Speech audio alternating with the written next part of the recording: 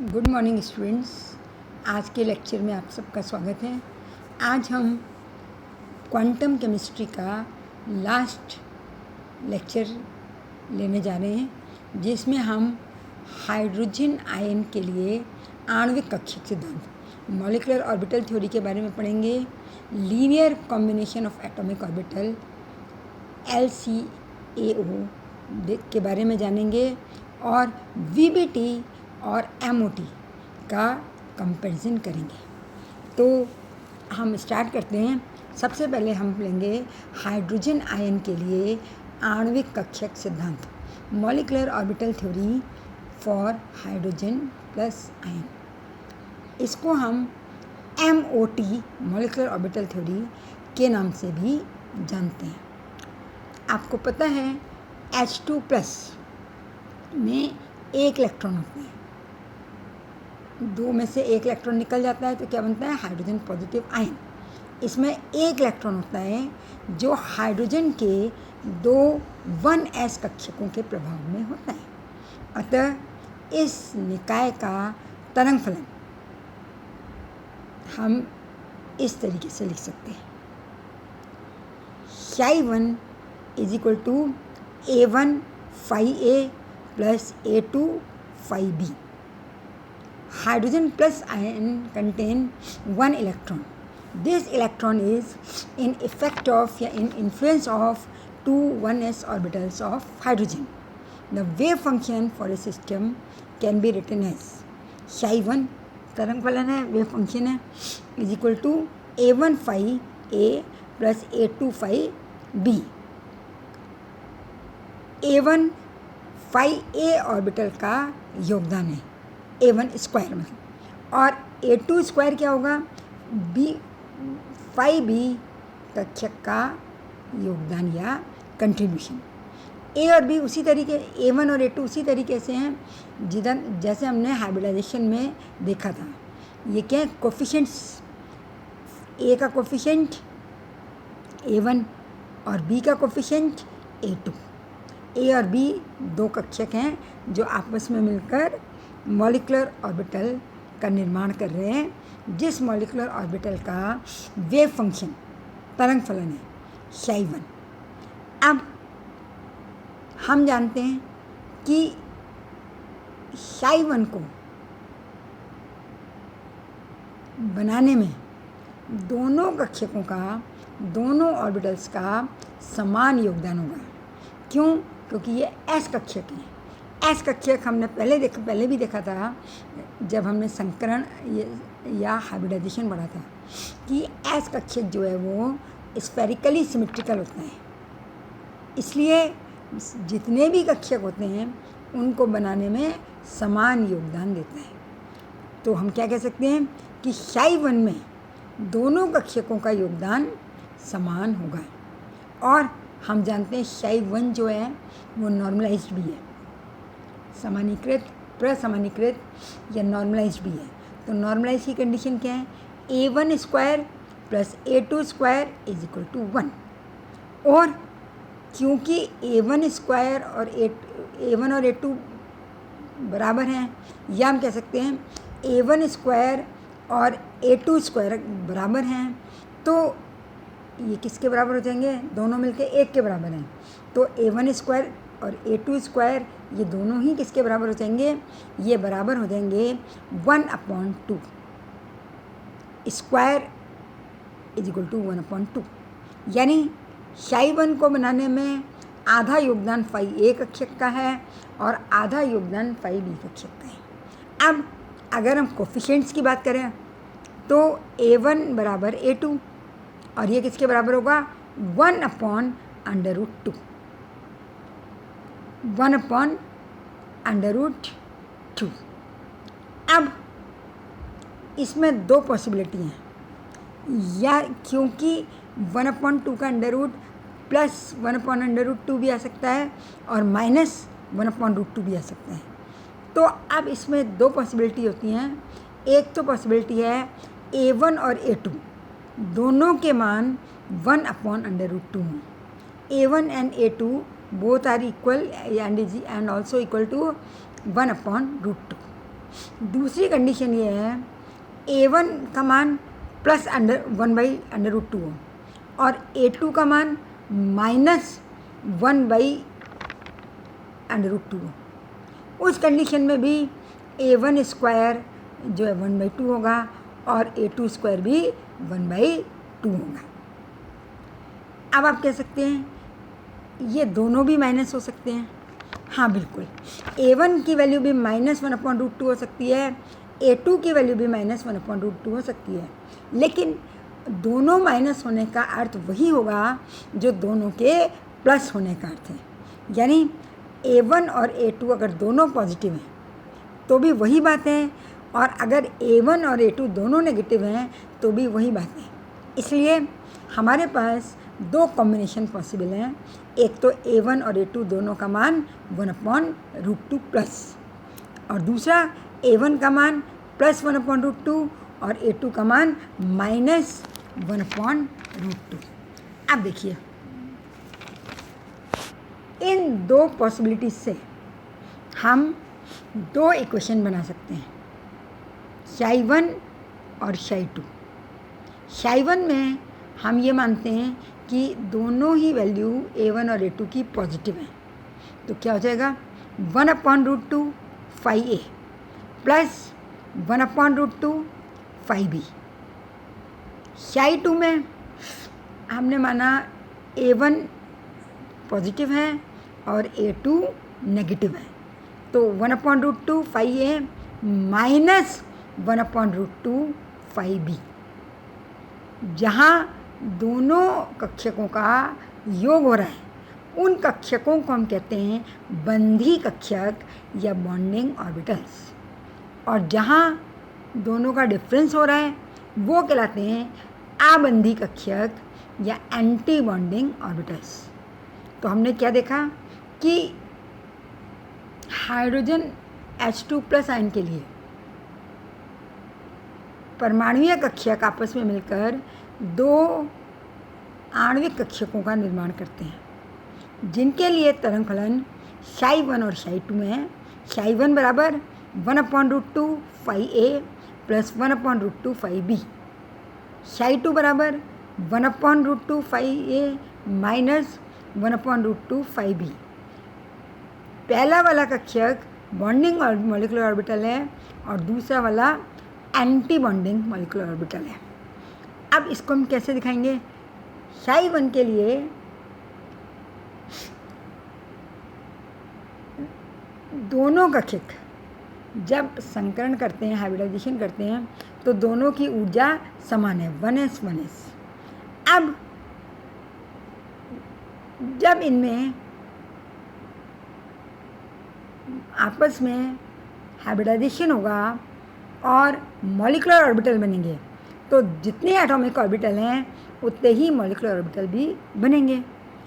अब एक molecular orbital कम energy वाला होगा और दूसरा ज़्यादा एनर्जी वाला।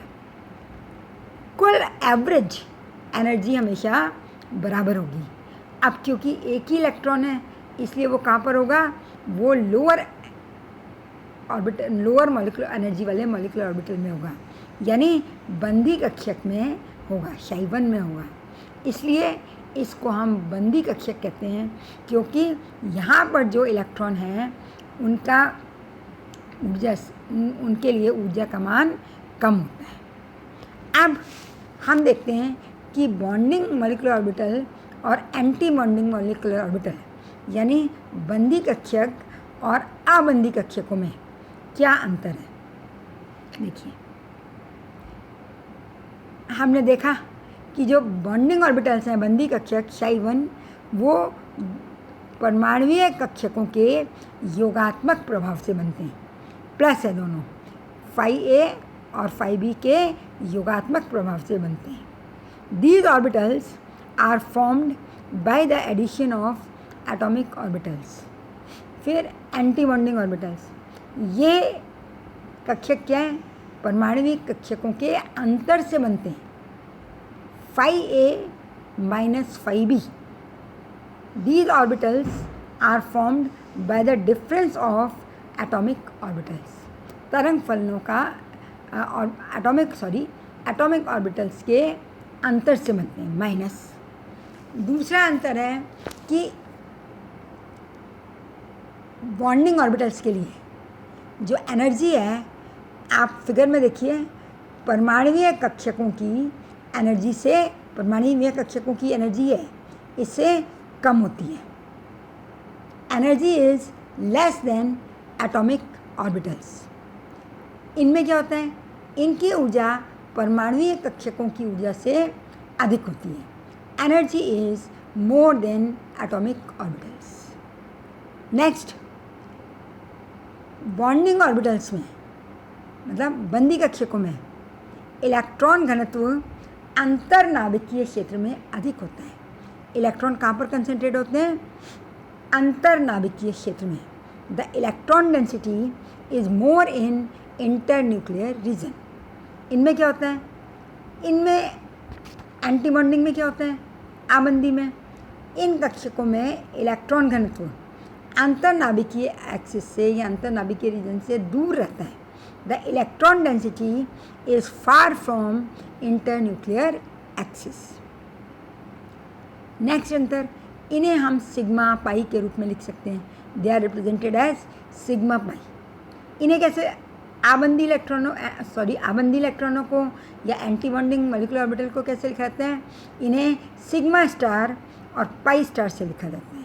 दे are represented as sigma star and pi star. तो ये थी H2+ आयन के लिए MOT, मॉलिक्यूलर ऑर्बिटल थ्योरी। अब हम देखेंगे परमाणुीय कक्षकों का रेखीय संयोग, linear combination of atomic orbitals. इसको हम कहते हैं LCAO, LCAO, linear combination of atomic orbitals. हम जानते हैं कि MOT के अनुसार आणविक कक्षक कैसे बनते हैं, परमाणुीय कक्षकों के रेखीय संयोग से। MOT के अनुसार आणविक कक्षकों का निर्माण परमाणुीय कक्षकों के रेखीय संयोग से होता है। According to MOT, the molecular orbitals are formed by the linear combination of atomic orbitals. अब हम अभी देख चुके हैं कि दो मॉलिक्यूलर ऑर्बिटल बनेंगे। अगर दो एटॉमिक ऑर्बिटल आपस में लीनियरली कंबाइंड होते हैं तो दो मॉलिक्यूलर ऑर्बिटल बनेंगे, एक होगा बॉन्डिंग और एक होगा एंटी बॉन्डिंग। Ψ1 को हमने कहा बॉन्डिंग और Ψ2 को हमने कहा यहाँ एंटी बॉन्डिंग। बॉन्डिंग कैसे बनेगा, Φa + Φb। Φa और Φb क्या है, एटॉमिक ऑर्बिटल्स हैं। और एंटी बॉन्डिंग कैसे होगा, Φa - Φb। अब हम जानते हैं कि इलेक्ट्रॉन के पाए जाने की प्रायिकता, प्रोबेबिलिटी क्या होती है, Ψ²। तो अगर हम इन दोनों ऑर्बिटल्स में इलेक्ट्रॉन के पाए जाने की प्रायिकता निकालना चाहते हैं, प्रोबेबिलिटी ऑफ फाइंडिंग इलेक्ट्रॉन निकालना चाहते हैं, तो हमें क्या करना पड़ेगा, Ψ_BO का स्क्वायर करना पड़ेगा। इसी तरीके से Ψ_AB यानी Ψ एंटी बॉन्डिंग का भी स्क्वायर करना पड़ेगा। तो देखिए, अगर हम Ψ_BO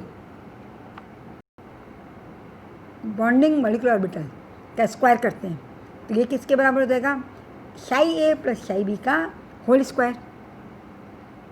तो हम जानते हैं इसको थोड़ा मैथमेटिक्स में A + B का होल स्क्वायर क्या होता है, A² + B² + 2AB। इसी तरीके से यहाँ हो जाएगा A की जगह Ψ_A और B की जगह A की जगह ΦA और B की जगह ΦB। तो क्या हो जाएगा, Φa² + Φb² + 2 Φa Φb। This is equation number 1। इसी तरीके से Ψ_AB स्क्वायर क्या हो जाएगा, Φa - Φb का होल स्क्वायर यानी A - B का whole square, A² + B² - 2AB। तो Φa² + Φb² - 2 phi phi b। This is equation number 2। अब आप यहाँ क्या देख रहे हैं? यहाँ आप देख रहे हैं कि बॉन्डिंग मॉलिक्यूलर ऑर्बिटल में plus 2 phi phi b factor है, यानी नाभिकीय अक्ष पर या अंतर्नाभिकीय क्षेत्र में इलेक्ट्रॉन डेंसिटी बढ़ जाएगी प्लस। और दूसरी क्वेश्चन में आप क्या देख रहे हैं कि -2 phi phi b, यानी ये कम हो रही है, इलेक्ट्रॉन का घनत्व कम हो रहा है। तो हम कह सकते हैं बॉन्डिंग मॉलिक्यूलर ऑर्बिटल में अंतर्नाभिकीय क्षेत्र में इलेक्ट्रॉन का घनत्व अधिक होता है, इलेक्ट्रॉन डेंसिटी ज़्यादा होती है, जबकि एंटी बॉन्डिंग मॉलिक्यूलर ऑर्बिटल में अंतर्नाभिकीय रीजन में इलेक्ट्रॉन डेंसिटी कम होती है। ये माइनस साइन है, -2 phi phi b, जो ये दर्शाता है कि इलेक्ट्रॉन डेंसिटी या इलेक्ट्रॉन का घनत्व कम होगा। अब हम ये जानेंगे कि आणविक कक्षकों के बनने की क्या शर्तें हैं। आणविक कक्षक किन शर्तों पर बनते हैं? Conditions of forming molecular orbitals. आणविक कक्षकों के बनने की शर्तें। पहली शर्त है आणविक अक्ष के प्रति परमाणुवीय कक्षकों की सममिति एक समान होनी चाहिए। आणविक अक्ष के प्रति परमाणुवीय कक्षकों की सममिति एक समान होनी चाहिए। The symmetry of atomic orbitals must be same with respect to molecular axis. जो आणविक अक्ष है उसके रेस्पेक्ट में दोनों ही परमाणुवीय कक्षकों की यानी एटॉमिक ऑर्बिटल की सिमेट्री एक जैसी होनी चाहिए। अगर सिमेट्री में अंतर होगा तो मॉलिक्यूलर ऑर्बिटल्स का फॉर्मेशन नहीं होगा। दोनों ही एटॉमिक ऑर्बिटल जो आपस में मिलकर मॉलिक्यूलर ऑर्बिटल बना रहे हैं उनकी सिमेट्री किसके रेस्पेक्ट में? आणविक अक्ष यानी मॉलिक्यूलर एक्सिस के रेस्पेक्ट में सेम होनी चाहिए या समान होनी चाहिए। दूसरा पॉइंट है परमाणुविक कक्षकों की ऊर्जा समान या लगभग समान होनी चाहिए। The energy of atomic orbitals must B equal और अप्रॉक्सीमेटली इक्वल। वो ही दो परमाणुविक कक्षक आपस में मिलकर आणविक कक्षक बना सकते हैं जिनकी ऊर्जा या तो समान हो या लगभग समान हो। अभी हमने देखा H2+ आयन में दोनों ही इलेक्ट्रॉन 1s कक्षक के हैं, दोनों ही कक्षक जो दोनों ही परमाणुविक कक्षक जो कि आपस में मिलकर आणविक कक्षक बना रहे हैं 1s है, अर्थात इनकी सिमेट्री भी समान है और इनकी ऊर्जा भी समान है, एनर्जी भी इक्वल है। फिर द थर्ड पॉइंट है कि मॉलिक्यूलर ऑर्बिटल तभी बन सकता है जब एटॉमिक ऑर्बिटल के बीच अधिक अतिव्यापन हो, मोर ओवरलैपिंग बिटवीन एटॉमिक ऑर्बिटल्स। परमाणुवीय कक्षकों के मध्य अतिव्यापन अधिक होना चाहिए, तभी आणविक कक्षकों का निर्माण होगा। तो ये थी आणविक कक्षकों के बनने की शर्तें, conditions of forming molecular orbitals. Now we come to next heading, VBT and MOT का कंपैरिजन। VBT व MOT की तुलना। हालांकि ये आप डिटेल में इनऑर्गेनिक केमिस्ट्री में पढ़ चुके हैं, VBT के बारे में भी पढ़ चुके हैं, MOT के बारे में भी पढ़ चुके हैं और उनकी तुलना भी कर चुके हैं। लेकिन क्योंकि यहाँ भी आपके सिलेबस में है इसलिए हम इसको एक बार फिर से रिवाइज करेंगे। कंपैरिजन का मतलब होता है तुलना। तुलना में दो चीज़ें आती हैं, क्या क्या समानताएं और क्या क्या भिन्नताएं, सिमिलैरिटीज़ एंड डिफरेंसेस। तो एक एक करके पहले हम देखेंगे इन दोनों थ्योरी में, इन दोनों सिद्धांतों में क्या क्या समानताएं हैं। नंबर 1, दोनों सिद्धांत सहसंयोजक बंध की व्याख्या करते हैं।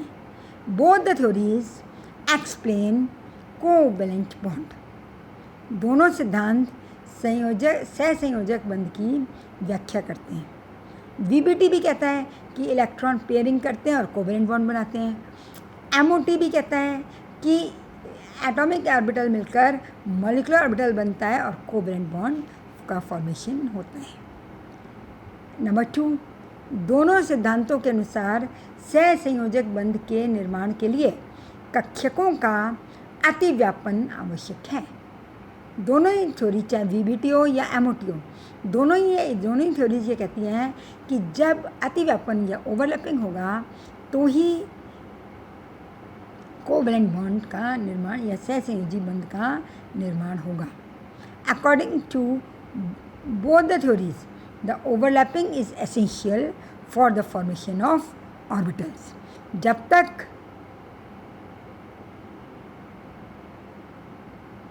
अतिव्यापन या ओवरलैपिंग नहीं होगा तब तक सहसंयोजी बंध का निर्माण नहीं होगा। तीसरा पॉइंट, दोनों सिद्धांत सहसंयोजक बंध के दिशात्मक होने की पुष्टि करते हैं। Both the theories prove the directional nature of covalent bond. Covalent bond के सहसंयोजी बंध के दिशात्मक होने की बात दोनों ही बताते हैं, वीबीटी एंड एमओटी। अब दोनों सिद्धांतों में कक्षकों के भरने के नियम भी एक समान है। आवबाउ रूल, पॉलीज रूल। तो चाहे एमओटी हो चाहे वीबीटी हो, कक्षकों की जो भरने के नियम हैं, the laws for filling the orbitals are same. दोनों ही आवबाउ के नियम का पालन करते हैं, दोनों में ही पॉलीज एक्सक्लूजन प्रिंसिपल लागू होता है। तो इस तरीके से ये थी इन दोनों थ्योरियों के बीच में समानताएं या similarities. Now we come to differences. अब हम बात करते हैं अंतर की। क्या अंतर है? पहला अंतर यह है कि एमओटी के अनुसार आणविक कक्षक linear combination of atomic orbital LCAO द्वारा बनते हैं। अभी हमने देखा एमओटी क्या कहती है कि मॉलिक्यूलर ऑर्बिटल्स का निर्माण LCAO linear combination of atomic orbital के द्वारा होता है। जबकि वीबीटी क्या कहती है? वीबीटी के अनुसार अंतर आणविक कक्षकों इंटरमॉलिक्यूलर ऑर्बिटल्स का निर्माण होता है। तो ये दोनों में डिफरेंस है। सेकेंड डिफरेंस है एमओटी द्वारा आबंदी कक्षकों एंटी बॉन्डिंग ऑर्बिटल्स को समझाया जा सकता है। अभी हमने समझाया कि यदि माइनस कंट्रीब्यूशन है तो एंटी बॉन्डिंग ऑर्बिटल्स बनेंगी जिनकी एनर्जी एटॉमिक ऑर्बिटल से ज़्यादा होगी। तो इस तरीके से एमओटी के द्वारा आबंदी कक्षकों को समझाया जा सकता है। MOT explain anti bonding orbitals. VBT के द्वारा इन्हें नहीं समझाया जा सकता। VBT can not explain these orbitals. Third point, MOT द्वारा बहुकेंद्रीय मल्टी सेंटर्ड या पॉली सेंटर्ड कक्षकों का निर्माण हो सकता है, जबकि वीबीटी द्वारा इस प्रकार के कक्षकों का निर्माण नहीं समझाया जा सकता। वीबीटी के द्वारा पॉली सेंटर्ड या मल्टी सेंटर्ड ऑर्बिटल्स का फॉर्मेशन एक्सप्लेन नहीं किया जा सकता। अब देखिए, यहाँ हम डाइबोरेन की बात करते हैं, B2H4। डाइबोरेन में आपने इनऑर्गेनिक केमिस्ट्री में पढ़ा हुआ है, आप जानते हैं कि BHB के बीच में बनाना बॉन्ड या कदली बंध होता है, जो 3C2E बॉन्ड है। इसको एमओटी के द्वारा ही समझाया जा सकता है, वीबीटी के द्वारा इसको नहीं समझाया जा सकता। नेक्स्ट पॉइंट, एमओटी में रेजोनेंस का कोई स्थान नहीं है, जबकि वीबीटी में रेजोनेंस या अनुनाद महत्वपूर्ण होता है। एमओटी में क्योंकि दोनों कक्षकों में बॉन्डिंग और एंटी बॉन्डिंग में ऊर्जा में अंतर होता है, इसलिए रेजोनेंस का या अनुनाद का इसमें कोई स्थान नहीं है, जबकि वीबीटी में रेजोनेंस जो है, अनुनाद एक महत्वपूर्ण कारक है। नेक्स्ट 5th पॉइंट, एमओटी में परमाणुीय कक्षक बंद बनने के बाद अपना अस्तित्व खो देते हैं। जो परमाणुीय कक्षक हैं, जब बॉन्डिंग हो जाती है तो वो उनका कोई अस्तित्व नहीं रहता, कोई एग्जिस्टेंस नहीं रहती। नए शाई बॉन्डिंग और मॉलिक्यूलर ऑर्बिटल और शाई एंटी बॉन्डिंग मॉलिक्यूलर ऑर्बिटल ही रहते हैं, जबकि वीबीटी में परमाणुीय कक्षकों का अस्तित्व बना रहता है। In MOT, after the formation of molecular orbital, after the formation of bond, atomic orbitals vanish their existence, while in VBT the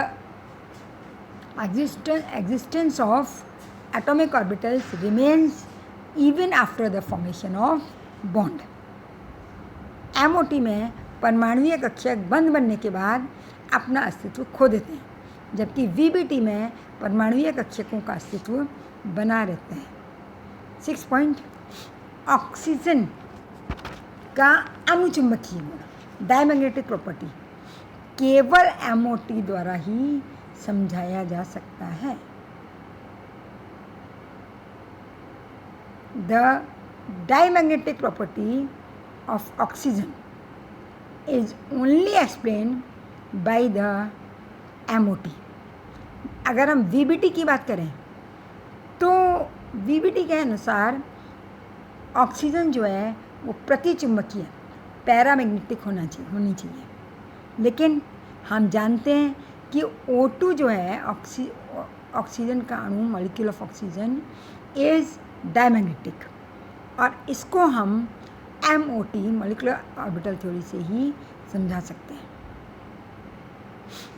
7th point, VBT के द्वारा आणविक आयन जैसे H2+, O2+, O2- जैसे विषम इलेक्ट्रॉन आयन को नहीं समझा जा सकता है। ऐसे आयन जिनमें इलेक्ट्रॉन्स का नंबर ऑड है, जैसे H2+, इसमें कितना इलेक्ट्रॉन है? 1। O2+, कितने इलेक्ट्रॉन होंगे? 15, और O2- 17।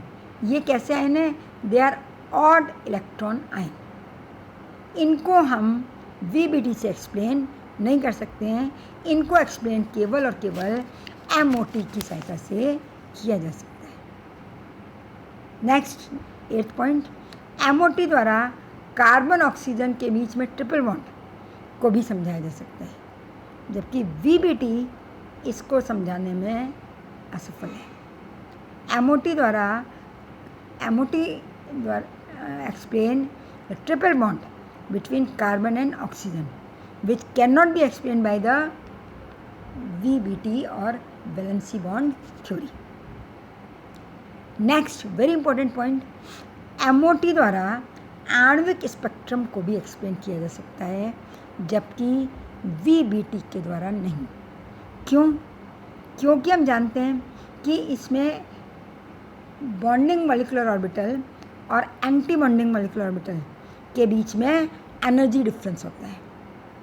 तो नॉर्मली इलेक्ट्रॉन कहाँ होगा? बॉन्डिंग मॉलिक्यूलर ऑर्बिटल में। एनर्जी लेकर वो कहाँ जा सकता है? एंटी बॉन्डिंग मॉलिक्यूलर ऑर्बिटल में। तो इस तरीके से हमको मॉलिक्यूलर स्पेक्ट्रम या आणविक स्पेक्ट्रम की प्राप्ति हो सकती है। ये VBT के द्वारा एक्सप्लेन नहीं किया जा सकता है। MOT also explain molecular spectrum which cannot be explained by the VBT because there is a difference of energy level between bonding molecular orbital and anti-bonding molecular orbital.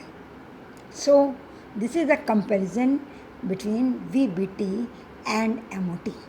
इस तरीके से हम तुलना कर सकते हैं वैलेंसी बॉन्ड थ्योरी और molecular orbital theory की।